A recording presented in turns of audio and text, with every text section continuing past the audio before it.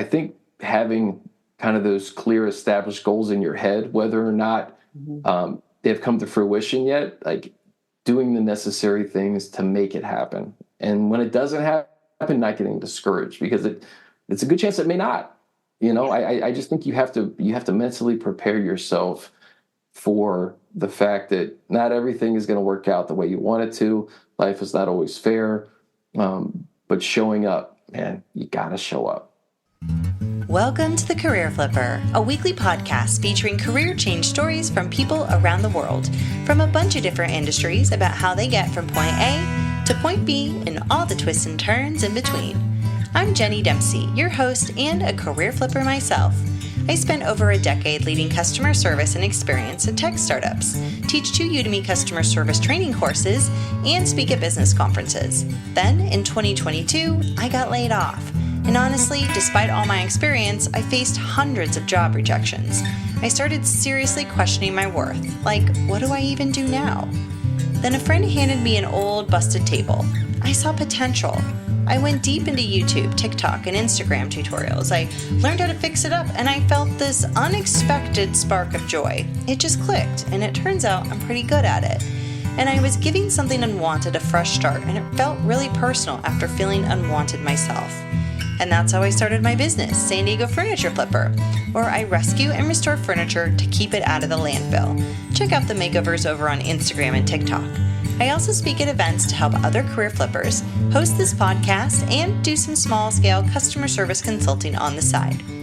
But even after starting all these businesses and doing all this cool stuff, I still felt lost and alone and very imposter syndrome-y.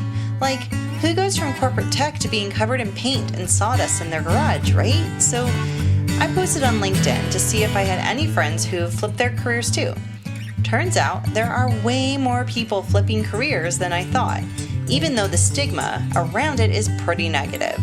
But hearing their stories made me realize it's completely okay to switch lanes at any point in life.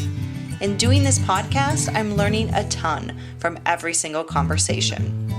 And I thought, if their stories are helping me feel less alone and a little more confident on my path, maybe they will help someone else too, like even one other person. So that's why I created this podcast, to share these incredible stories and offer support to anyone considering, going through, or having already been through a career flip.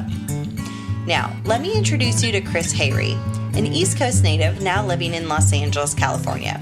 He went from the business side of things in marketing and corporate partnerships with the Lakers to pivoting his career and launching the Chargers NFL Weekly podcast, and is now a CBS Sports Anchor and reporter. In this episode, he spills on his journey into sports media and the real struggles he faced chasing that dream. Let's tackle this episode now. What's up, Chris? Thanks for joining today. How you doing? What's up, Jenny? It's such a pleasure to talk to you and be a part of this podcast. I think it's so cool. And, when you're in the moment of doing something like this, I don't think you think of other people doing it too. You kind of feel almost alone in that moment. So it's really neat that you're doing this. Thank you. I appreciate that. Yeah, I definitely felt alone and was like, maybe there's one other person out there who's kind of, taken this different path. Because I don't know if it's the same for you, Chris, but like when I was growing up, like my parents, everyone in my family, you get one job and you do that job forever and you just keep doing it. No one really bounced around. It wasn't really an encouraged thing in my family. And I think in society, it's kind of the same. I don't know. What do you think? Well, it's interesting. I knew I always wanted to work in sports, and it was just, you take the path that you're given. And for me, it's always just been a fun ride, because there were moments where, I started my career in sports media when I was like a freshman in college, and I thought it was like the end all be all job for me. Like I was like, this is the best, this is exactly what I want to be doing. And it was such a blast. But, sometimes these things take twists and turns. You graduate and the ideal job you want, it's not there at that time, and you have to do something else. Right. And then maybe you go back to it. So it has been kind of this winding journey for me that has taken so many twists and turns that it's not the conventional path. When I tell people where I'm at now, they're like, oh, well, how did you do that? Did you, you're at CBS now. Did you take the small market steps and work your way up there? And I was like, no, it's completely unorthodox. I don't think anybody's really had this exact path to get where I'm at, but that's what makes it so unique. And I think it's what gives people the hope and confidence that they can do it, because you don't have to replicate somebody else's path to get to where you want to go. Yeah, true. That's exactly it. You can really create it yourself, even though it might be a little bit harder, you can do it. So tell everyone a little bit about who you are and where you're from, what you've done, where you're at today, and before we dive into all the good things about the flip. So, okay, perfect. So, gosh, I have been out in Los Angeles for 18 years. I grew up in the Northern Virginia area. So, my parents, I have two younger brothers, and we grew up in Northern Virginia. I went to George Mason University, and then transferred to James Madison, got my undergrad there. And as I mentioned, I worked at a sports radio station in DC throughout my time in college. I knew I wanted to work in sports when I was a kid. Now the Washington Commanders, the then Washington Redskins, that was our team growing up. We used to go to every single game every Sunday. It was a family tradition. And I lived for Sundays, and I knew I wanted to work in football when I was like 7, 8 years old. Like I knew that that's what I wanted to do. So I got to work at this radio station, which was the team's partner. So I got to go out to training camp and work with just some legendary figures, from John Thompson, the former head coach at Georgetown, to Tony Kornheiser. And like I say, you kind of take the path you're given, and there was an opportunity to actually work for the team. So I was an intern with the Redskins in 2004, and I was like, oh my gosh, this is unbelievable. The team that I grew up going to every single game, and basically I almost kind of felt like I manifested it as a kid. Like I wanted to work either for the team or in football, and I was able to do that, and that turned into a full-time position a year later. So when you're in your early 20s, mid 20s, you think it's the end all be all. Like I said, I'm gonna be here for the rest of my life. I'm gonna work for this team forever. And then you quickly realize that it's a business, and it's not. You're not a fan. It's a job, and you see the ups and downs of what the job is, and I think it gets your wheels turning. So I told myself after a couple of years there that I wanted to kind of expand my horizons a little bit. I had lived in the DC area my entire life. So I sent my resume to every single NFL team. And in addition to that, a couple of teams that I looked at as being kind of like the premier franchises, right? Like the Chicago Bulls or the Los Angeles Lakers. So, you send out blind emails, and you're not going to get responses from everybody. But I did get a few teams that reached out and showed interest. And then one of those teams was the Lakers. And it was, hey, we actually have a position open right now. You want to talk about it? And it's just amazing what you can do, what you're capable. If you put the work in, if you send that extra email or that extra note, you never know what's going to happen. So it was right place, right time. I flew out. Everything happened so quickly. And a couple of weeks later, they offered me a position in Los Angeles. I'd never been outside of DC. And it was such a big decision in my life to say, hey, am I going to do this right now? Am I going to just uproot everything and go to the West Coast? And I thought it was the right move. And I said, you know what? I'll do it for a couple of years. I can always go back to the East Coast. That's where everybody is. Yeah. And I blink, it was 9 years at the Lakers. I was there for 9 seasons. I started as an account coordinator, account manager, and ended as a director of corporate sponsorships for the Lakers. And that was one of the coolest experiences of my life.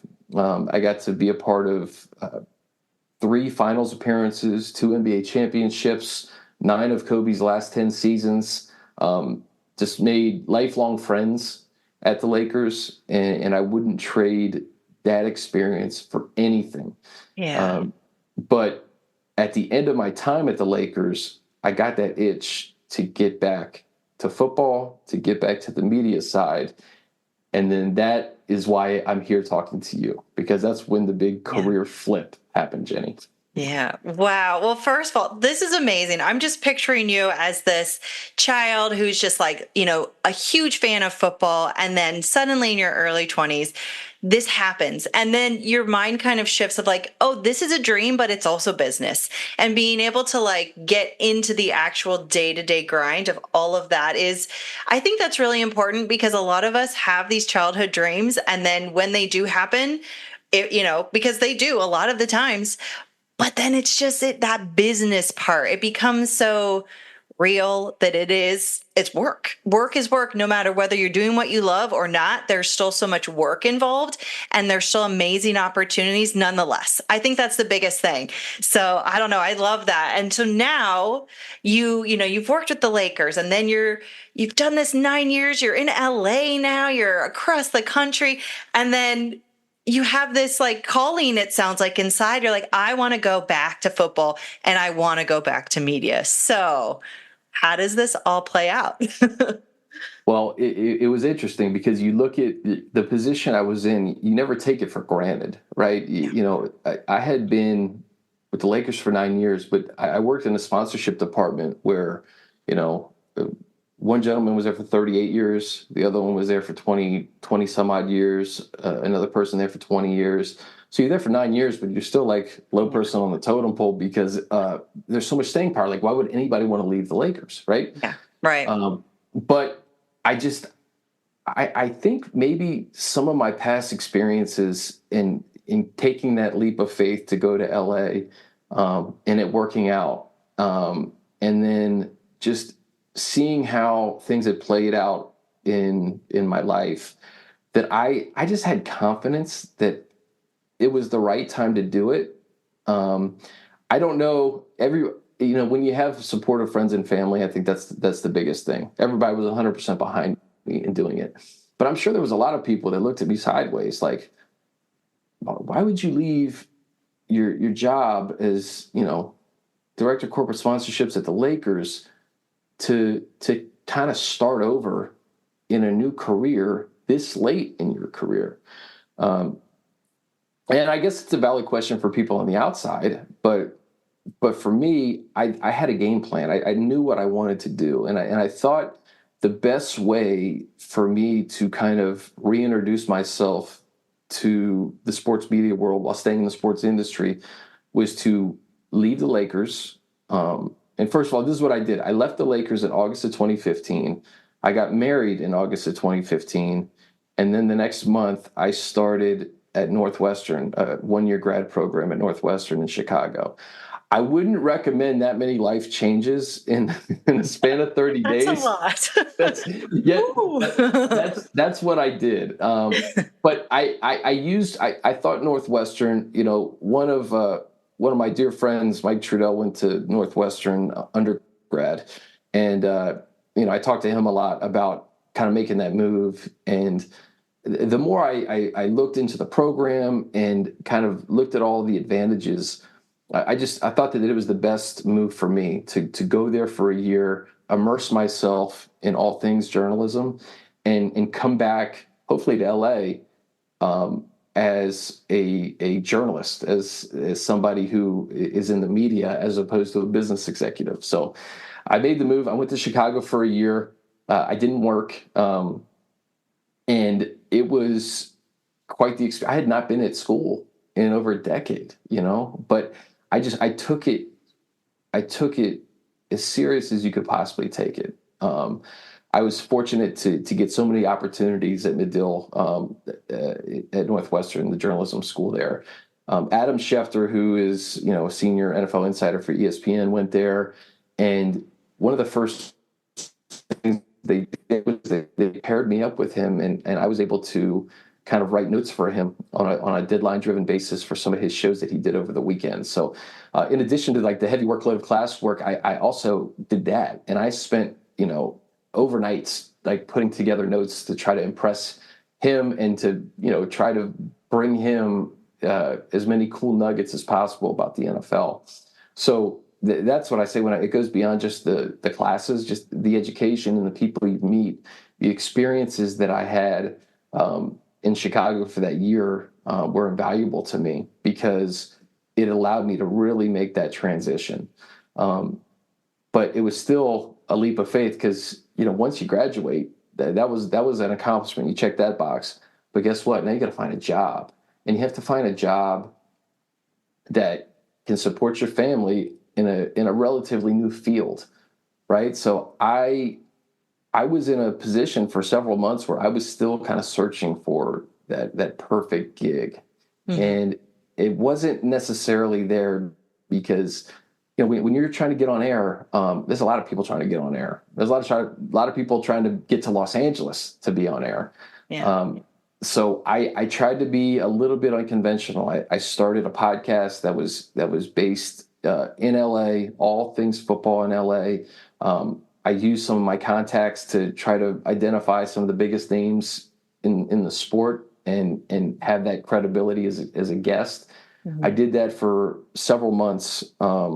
I got a call from the Pac-12 network asking me to do sidelines for a spring game at UCLA so that you get a little break there. I got in with the NFL Network on their podcast side to kind of help with their podcast productions.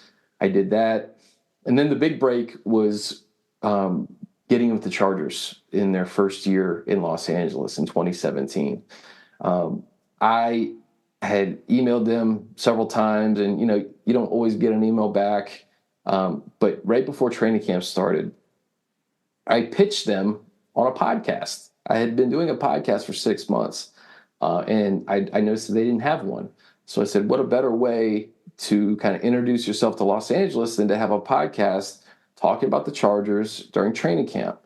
And they were cool with it. They said, let's see how it goes. I started it throughout camp. It went well. And that podcast is now Chargers Weekly, which has been going on for its 8th season now. Wow. Yeah. So Amazing. that was my big in getting kind of getting into sports, getting back to football with the Chargers. I freelanced with them throughout that 2017 season, and then that turned into a full-time job. And then that kind of leads, and I feel like I'm rambling and kind of going like on and on here, Jenny. I'll let you kind of interject, but yeah, after getting with the Chargers, that kind of helped parlay getting into CBS in 2019 with an audition, and the Chargers and CBS are broadcast partners. So many things aligned for me to be able to be where I am today. Yeah. Wow. Well, definitely no rambling. This is fascinating. I'm just like so intrigued about everything. A couple things stood out for me, Chris, and the first one that stood out was about the support system. You kind of going back to something you mentioned earlier. It was like, it's one thing to believe in yourself, but to have others around you that also believe in you and are cheering you on is such a great foundation for continuing to move forward. And all the things that you mentioned, taking those, sending those emails and, pitching ideas and getting really creative. It just goes to show how much a supportive network can really lean into your confidence and your ability to put yourself out there in a way that, kind of going back to some of those people that maybe gave you that side eye, like who may not have thought your decisions were like the best. And you took those risks, you took those chances because people were there to support you and believe in you. And now you were able to create this path that you're like, this is what I wanted to do. And you saw it, and and it also just sounds like the next part that stood out for me was the reaching out. You took these risks to send the email, even though you may not hear back right away. You kept emailing, or you kept sending, your resume, or you kept, creative ideas pitching, even though you're like, they could say no. They could very well say no. But you took that chance. And I'm curious a little bit behind that. Because when you're pitching an idea for something that they don't even have, it doesn't exist. You don't even know if like their marketing team, maybe already has something on deck, or you have no idea. What was kind of going through your head at that time when you were pitching that idea of like, I can do this, even though like whatever they have going on, like I'm the one who can do this. What was going on in your head? Can you talk a little bit about like how that kind of, like, what prompted you to send that email? Because a lot of Yeah. people get imposter syndrome. A lot of people feel self-doubt, and they're just like, well, I don't know if I can. And especially when you already had gone through so much change, was there ever a time that kind of played in? So I'd love to hear just like your thoughts around that. Well, yeah, I don't know about you. I have very rarely ever gotten a job just applying Yeah. through a No. system. It just doesn't happen that way. Yeah.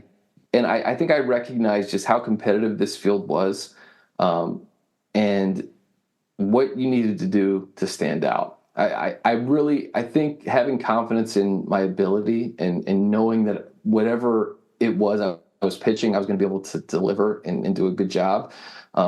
That's why I started that podcast on my own to show almost like a proof of concept. Like, hey, I've done this. Like I've interviewed this person, this person, this person, just to show you the amount of guests and kind of the Rolodex I have to make these things happen. So it's almost like you almost go into sending an email knowing that you probably won't get an email back. You know what I mean? But it's the required work to make sure that you at least get it out there, because you're not going to be top of mind. People are busy, Yeah. you know. Yeah. Right. So Right. I think it's important to follow up, to try to get creative, to do anything you can possibly do to bring value to somebody and also fulfill a dream and fulfill like something you want to accomplish. So sending those emails, I think it was a few months ago, I was like looking at my inbox, and it's like some of the sent emails. I was like, oh my gosh, I sent so many different emails to so many different Wow. companies. Yeah. But I felt like it wasn't like a cookie cutter thing though. There was passion behind it. There was purpose behind each company that I reached out to. You research what they're doing, Yeah. and you have a plan. And I think that you have to just take swings. Like if you don't take the swings, you're not going to get any hits. So at least take some cuts. Yeah. You may get some strikes, you may strike out, but eventually you just need one hit. You need one Yeah. hit, and that's that opportunity. When I was at Northwestern, I almost kind of told myself, I said, you know what, I'm going to work for the Rams or the Chargers. Like I'm going to make sure that I get in front of that now. Like when I was at school, the Rams had just announced that they were moving to LA, and I knew the Chargers could have been right behind them, and sure enough, they were. So I think having kind of those clear established goals in your head, whether or not Mhm. they've come to fruition yet, like doing the necessary things to make it happen. And when it doesn't happen, not getting discouraged, because it's a good chance it may not. I just think you have to mentally prepare yourself for the fact that not everything is going to work out the way you want it to. Life is not always fair. But showing up, man, you got to show up. Yeah, so, so true. And a lot of the times I see the things that we try that maybe were unsuccessful or we classify as unsuccessful in our minds end up being breadcrumbs that lead us to that home run hit at some point down the road. Because Yeah. if we wouldn't be able to get there without taking those chances and putting ourselves out there. So I love that you said that. And so now what does your day-to-day look like? Like, share more about what you're doing now that you are in this role that you wanted to be in. You worked so hard to get here. Yeah, it takes it to another level. I remember being that kid wanting to work in football and talk football, and I used to write NFL previews, and I would do this like when I was 9 years old, and I love with my dad at the games, and it. what I'm doing now, I could have never even imagined, Jenny. Like Yeah. I was able to kind of parlay my opportunity with the Chargers, to get an interview or an audition with KCAL 9 and CBS in 2019. And the one thing I would say is you never do this alone. Like you never do this alone. Like if I didn't have people like Mike Trudell and Ty Now, my buddies at the Lakers, supporting me. John Ireland, the play-by-play guy for the Lakers, he suggested gave my name to KCAL as a potential person to audition. And, I was able to get in, and, I thought it would be, kind of a fill-in shift. And, it turned into more shifts and more shifts. And, it turned out I was being able to do both with the Chargers and CBS, and I've been there for 5 years now, and it's really been a cool kind of transition and kind of evolution into the job I'm in now. I'm there full time now.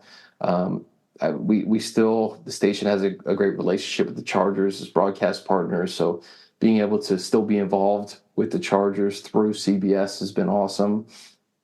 And you get to work with legends like the legendary Jim Hill, one of the most recognizable sports anchors in the country, and a legend, Walk of Fame.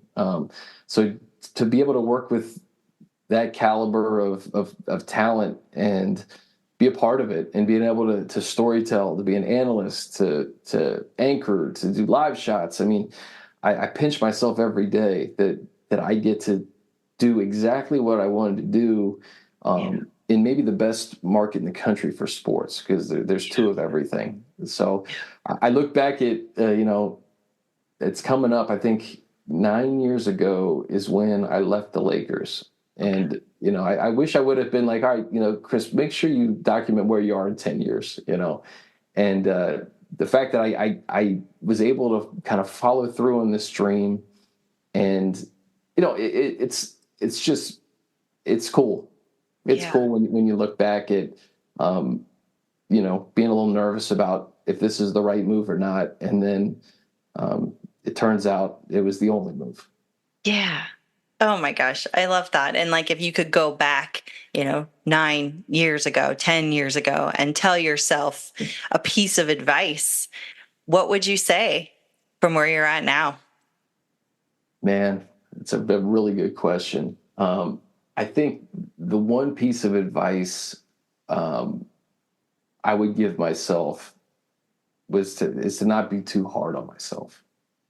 I found throughout my time at Northwestern, and especially early starting out, I was so hard on myself. Aiming for perfection in an industry where it's impossible to be perfect. You can't be perfect. Yeah. But trying to do everything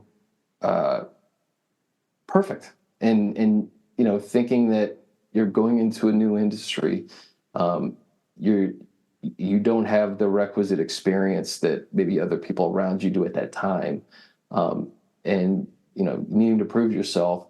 I think you put a lot of pressure on yourself, and I don't know what I would exactly do different. I think maybe just take the pressure off a little bit and enjoy what you do. There are times where now, like right now, I love what I do, and it's natural, Yeah. But I think when you're trying to make that transition and prove yourself, it can feel stressful. It can feel as if, I got to make sure I show people I belong, and it takes away the joy of what you're doing and why you got into it in the first place. Yeah. So I think that would be my biggest piece of advice is, for anybody that's trying something new, is really give yourself some grace, and know that if you're making incremental steps each day, you're going to get to where you want to go. Less worrying. Yeah.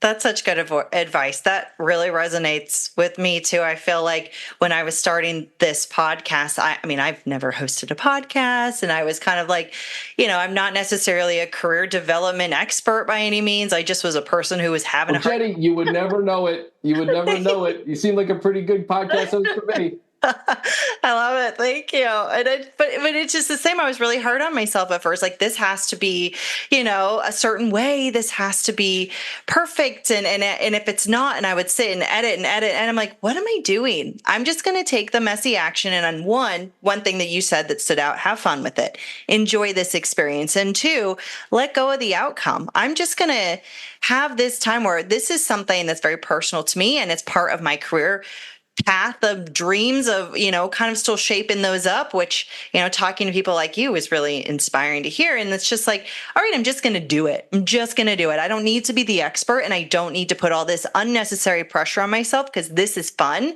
And I'm so curious where it's going to lead. So kind of hearing you talk about that, like that just really stood out because I'm there. I'm in it. And some days are easier than others. And, hearing you where you're at and how it's just, it's the day to day now. It's where you landed. And I'm still kind of in that journey and figuring it out and having these big dreams and creating this path. And it's okay to be either way, but knowing that there's going to be a landing place where all this comes to fruition, and that is so exciting, and that should be enjoyable. It doesn't need to be this perfectionist pressure all the time. Jenny, there's a quote, I'm sure everybody listening to it has probably heard it. Just comparison is the thief of joy. Yeah. And especially if you're trying something new, it's probably very natural to compare yourself to who you're seeing and like, oh, I got to be like that person. I got to be like that person. Actually, you don't. You need to just be you. Like that's what's going to make you successful is Right. however you come to the table and bring it, right? Because if you're changing careers, you're doing it for a reason, right? You're doing it because you're passionate about something. Yeah. That passion is going to shine through. That's going to be unique to you. And you don't need to compare yourself to anybody else that's doing the job. You really don't. And I think that that's another piece of advice that maybe that can kind of work in parallel paths is do not compare yourself to somebody else, because that's going to get you in trouble. You'll try to be like somebody else, and that means that you're not being you. And I think that if you have passion in something, that's going to shine through, but you have to do it your way. You have to be your authentic self in everything you do. And I promise you, if you do that, like you are going to be successful, because you're going to find somebody that sees that in you, right? And wants you to just be you, and it may not happen right away, but, I think people get in trouble sometimes trying to be something that they're not because they think they're supposed to act like that or talk like that or, whatever it is. It could be anything in any field, but I think it's applicable. Oh, totally applicable. That makes sense. Especially with like social media. I feel like you're trying to market your own brand, for example, and people are like, do this, put this reel out, get this amount of impressions, this views. And it's like, oh, you didn't get that many. Maybe you need to do this different. And then you're doing things differently. And suddenly it's like, but that's not me. I'm just going to film from my phone and it's going to be totally unprofessional, but it's going to be me. And so that's such a good call out that like, just do you, the way that you want. And that is eventually going to bring you to your own success, not someone else's. No doubt. No question. Yeah. Chris, I'm curious, do you have any advice for someone who is like in the middle of that, career flip right now? They're in it, they're thinking about it, they're hearing you say, don't be so hard on yourself, enjoy the ride. Are there any other pieces of advice that you could give to someone who's, in it right now that may need a little boost of inspiration on their path? Yeah, I think remember why you did it. Remember the reason for why you made your switch and the importance of doing it. Because there's going to be days where, man, if it was easy, a lot of people would do this, right? I think that there has to be a realization that what you're doing is hard, and every day is not going to be great, and self-doubt can creep in, and you may not be getting the emails back, or you may not be exactly where you thought you were going to be, but that doesn't mean it's not going to happen. I think that that's the biggest thing for me is I went through a path from upon graduation to finally getting in with the Chargers, where it took several months to really identify that opportunity and get it right. So I think not getting too low, not getting too high, realizing why you're doing it, and really enjoying the journey. It sounds very cliche, but I think every single day, if you're kind of striving towards what you want to do, it's a good day. It is a good day. And you're going to get there. And that's the biggest thing I think I try to tell people that want to get into sports or want to get into television. You're going, if you want to do it, you are going to do it. right? Because there's going to be nothing that's going to stop you, right? Some people, it's easy to give up and be like, you know what, it's just not going to happen for me, Yeah. And if it happens that way, you weren't as passionate about it True. as you thought maybe. So I think just staying the course, enjoying it, and then just remember why you did it. Because if you remember why you did it, I think that refocuses you a little bit. Yeah, totally does. Absolutely does. That's so true. And just continuing to move forward, even when you're ready to give up and thinking about, okay, well, we started this because of this, like, and this is why we're going forward, and giving up is just not an option. If this is really something you want to do, because it's so, yeah, there are some days that are really, really hard to keep going. And, if you just believe in it and make it happen, you can stay on that path, and it will eventually happen. So, no question. Yeah, Chris, I feel like I got so many nuggets out of this, so many things that you have shared. I'm like, oh, I'm taking notes. Like, this is, I personally, I'll be very transparent. I don't know much about sports at all. And I've learned a lot from my boyfriend, Dave, from Ty, over like the past few years. And so, but ultimately I know it's a tough industry to get into. And when you are in it and you're really thriving, people see that, and they see you enjoying your work, and they see you enjoying the day-to-day of what you do and what you bring to everybody. So I'd love to have people connect with you. Where can they find you? Well, Jenny, thank you for having me. You know what? I think the easiest ways, these are on X, I guess. I almost said Twitter. It's X now, right? So Yeah. X and Instagram at Chris Hayre. So I'm pretty active, especially, during the seasons. And you can find me there and shoot me a note. And again, I love that you're doing this. I think that this is such a unique niche that at some point in your life, somebody has had a thought of doing something different, right? And it hasn't happened. Maybe it just never happened for somebody. But, I think that what you're doing, Jenny, is you're giving people, I think, motivation and encouragement to do it and to have somebody in their corner. Obviously it's going to take support from family and friends, but to have an outlet like this, I think it's definitely a need, and you're doing a great job. Thank you. That means so much. Thank you, Chris. You're so incredibly inspiring and so eloquent with your words, and just the ability to capture your story and all the ups and downs. So I appreciate your time and being so vulnerable and sharing with me. This has been fantastic. And thank you, Ty. I'm guessing Ty's listening. Thank you for connecting. Shout out to Ty, right? Shout out to Ty. And if anyone wants to know who Ty is, check the show notes. We'll link to his Instagram, but he connected us, and so grateful for that. Thank you so much, Chris. I appreciate Jenny, I think Ty should maybe be a guest. I think so. You know what? Yes. Mm-hmm. Yeah. Agreed. All right. Everyone heard it. Ty, you got to do it now. I actually messaged him about that, and he was like, I'm not sure. And I was like, I think you should, but now it has to happen. Yeah. But thank you so much, Chris. You got it. Thanks for tuning in to this episode of The Career Flipper. Be sure to connect with Chris using the links in the show notes. If this episode gave you a little boost, share it with a friend who can also use some inspiration.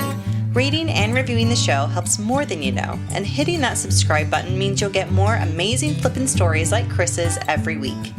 Your support helps me reach even more career flippers and those dreaming of making their own leap, challenging the stigma and spreading all the good vibes and motivation we need on this journey. If you have a career flip story that you'd like to share on a future episode, email me over at hello@thecareerflipper.com. And if you're looking for a career flipping speaker for an event, want to sponsor the podcast, or just want to say hi and tell me what you love about the show, swing over to thecareerflipper.com. I'd love to hear from you. What I love most about doing this podcast is the hope that it might inspire you to go after what you're dreaming of, even if it feels really scary right now. I know it's hard. I personally know it's hard to take that first step when the fear of the unknown is holding you back and telling you a lot of mean things. But if I could ask one thing of you, one thing, it would just be to put your shoes on, take a deep breath, and take that first step. You never know where it might lead, and I personally believe you can achieve whatever you set your mind to. So keep on your path, my friend. What's the best that could happen?